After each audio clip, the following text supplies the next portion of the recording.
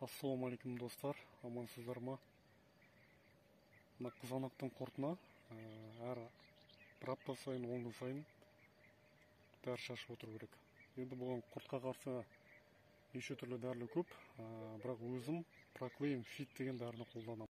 Қазіргі дәрілердің действиясы кішкене слабила болып шығып жатыр. Сол себепті бір апта мен 10 күннің арасында шашып отыру керек жалпы. Сонда құрттан аман сақтап қалуға болады қызанақты.